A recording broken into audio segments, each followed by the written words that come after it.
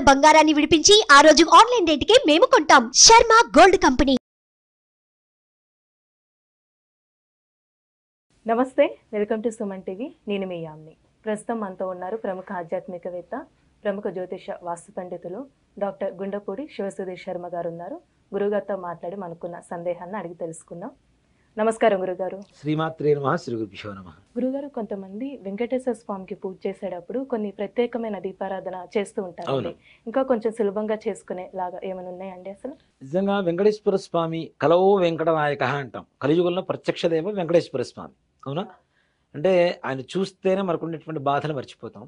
అలాగే మనం ఆయన్ని గంట సేపు దర్శనం చేసుకున్నా బయటకు వచ్చిన తర్వాత ఆయన రూపాన్ని మర్చిపోతాం. తిరుపతిలో వెంకటేశ్వర స్వామికి ఉండేటువంటి ఒక ప్రత్యేకమైనటువంటి శక్తి అది.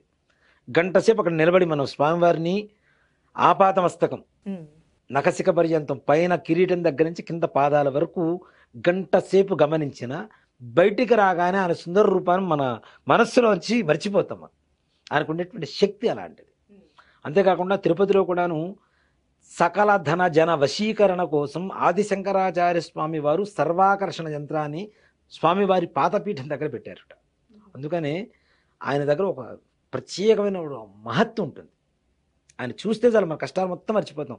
అప్పటి వరకు మనకు అది కావాలి ఇది కావాలని కోరుకుందాం కోరుకుందాం కోరుకుందాం అని చెప్పి క్యూ లైన్లో నిలబడేసేపు అనుకుంటారు. ఆయన చూసిన తర్వాత గోవింద గోవింద అంటే తప్పితే వేరే రకమైనటువంటి నామస్మరణ రాదు, వేరే ఆలోచన. అసలు ఈ లోకంలో ఉండమను. నిజంగా మాట చెప్పాలంటే వైకుంఠంలో ఉంటే ఒక మనిషికి మనశ్శాంతి ఎంతైతే కలుగుతుందో అంత ప్రత్యేకమైనటువంటి పరిస్థితికి మారిపోతుంది మన మనస్సు కూడా. అనుకునేటువంటి శక్తి అంతది. అలాగే మనం పూర్వీకులు ఎక్కువగా అంటే ఆ తదుపరి తర్వాత కొంతమంది దేవతలు, ఇంటి దేవతలు, గృహదేవతలు మారటం, కులదేవతలు మారటం అనేది కొంతకాలంగా మారుతూ ఉన్నది. కానీ పూర్వకాలంలో కలియుగంలో వెంకటేశ్వర స్వామి వారికి పూజ చేయకుండా ఏ పూజ చేయరు. విఘ్నేశ్వర పూజ అనేది ఎంత ప్రధానంగా చేస్తామో మొట్టమొదటిగా, చివరిలో వెంకటేశ్వర స్వామి వారికి పూజ చేయకుండా ఏ పూజ ముగించేవారు కాదు. అది వివాహం కావచ్చు, ఉపనయనం కావచ్చు, గృహప్రవేశం కావచ్చు, సత్యనారాయణ స్వామి వారి వ్రతం కావచ్చు, ఏదైనా సరే. ఇప్పటికీ చూడండి, మనం ఎక్కడికి పోయినా ఏ దేవుడి దగ్గర వెళ్ళినా ఏడుకొండలవాడ వెంకటరమణ గోవింద గోవింద అంటాం.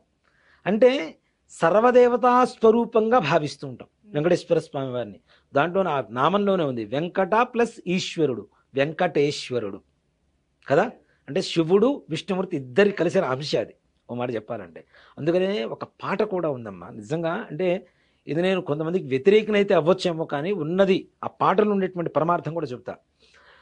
ఎంత మాత్రమున ఎవ్వరు కొలిచినా అంత మాత్రమే నీవు. అంటే నాకు పాఠం రాదు కాబట్టి మాటల్లో చెబుతున్నాను. అది అంత మాత్రమే నువ్వు కొలిచెదురు నేను శైవులు భక్తితో శివుడు అనొచ్చు.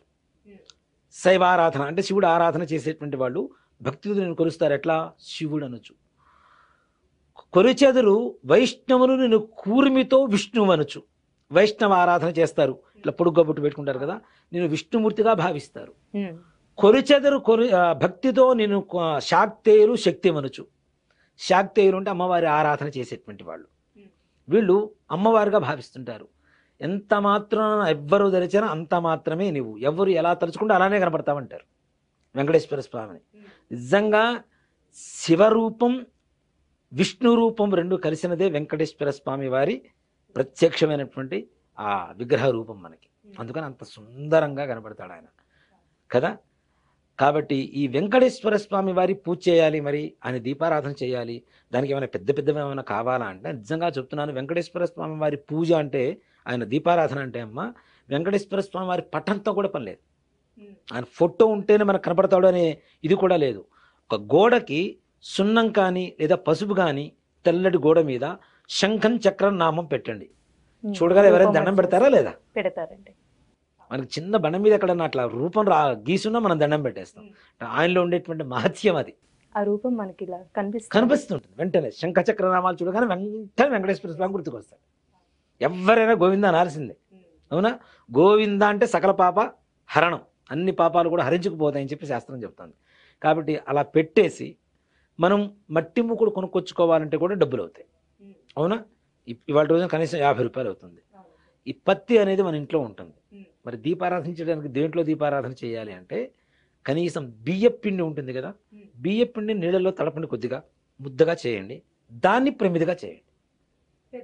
పెద్దగా చేసి దాంట్లో ఆవు నెయ్యి కానీ అవకాశం శక్తి ఉంటే ఆవు నెయ్యి అనేది మంచిది, లేదు కనీసం నువ్వుల నూనె, ఇది కూడా అవకాశం లేదు మా దగ్గర ఆముదం తీసుకొచ్చి దాంట్లో పోసి ఒకటే అఖండం ఒత్తి అంటాం, అఖండం ఒత్తి వేసి దీపారాధన చేసి స్వామివారికి కొద్దిగా పెసరపప్పు పానకం, చలివిడి చలివిడి అంటే మళ్ళీ వేరే పిండిలు అక్కర్లా, బియ్య పిండిలను కొద్దిగా బెల్లం కలిపితే తడిపేస్తే చలివిడి అయిపోతుంది.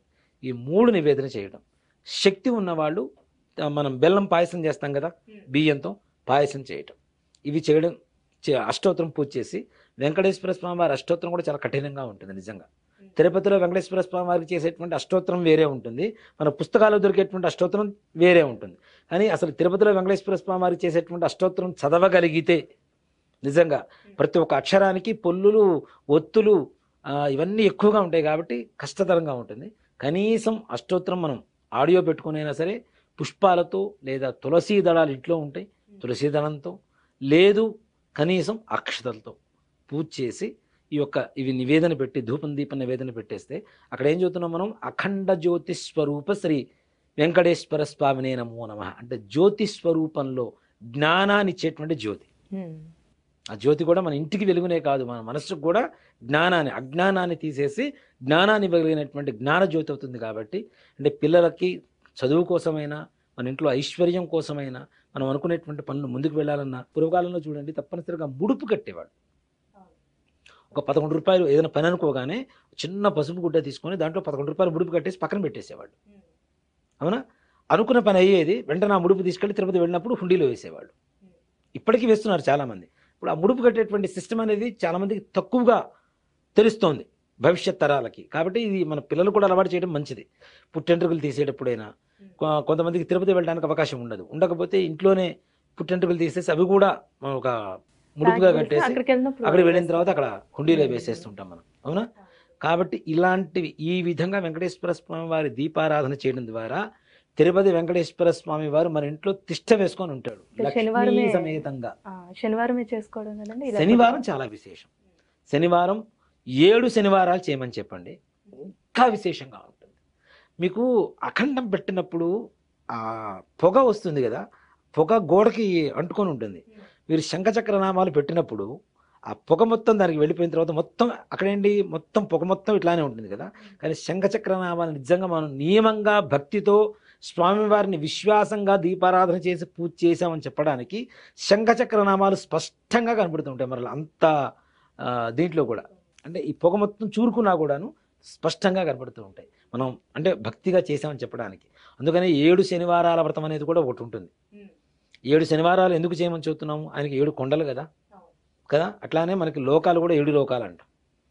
ముల్లోకాలు కింద పైన మధ్యలో ప్రతి చోట 7 లోకాలు ఉన్నాయి. కాబట్టి ఈ లోకాలన్నిటికీ కూడా ఈయన నిదర్శనం కాబట్టి, వెంకటేశ్వర స్వామి వారి నిదర్శనం కాబట్టి ఈ వెంకటేశ్వర స్వామి దీపారాధన బియ్య పిండితో చేసేటువంటి ప్రమిదలో ఆవు నెయ్యి, ఆముదం లేదా నువ్వుల నూనె, ఈ ముడిట్లో ఏదైనా సరే వాళ్ళ శక్తి కొలది అఖండం ఒత్తి వేసి పూజ చేసి అష్టోత్తరం పూజ చేసి ఈ నైవేద్యం పెడితే పానకం, వడపప్పు, చలివిడి, అవకాశం ఉన్నవాళ్ళు పొంగలి, ఇవి పూజ చేసి ఈ ప్రసాదం మనం ఒక్కడమే తింటాం కాదు, 10 మందికి పంచండి.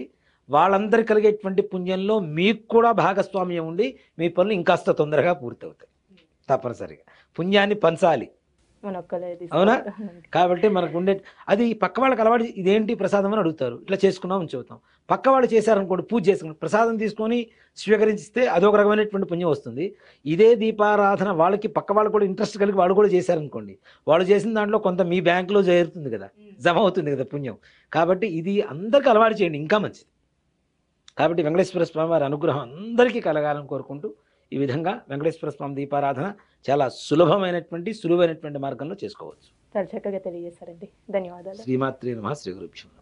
సుమన్ టీవీలో మీ పర్సనల్ అండ్ బిజినెస్ ప్రమోషన్స్ కోసం కింది నెంబర్కి కాంటాక్ట్ చేయండి.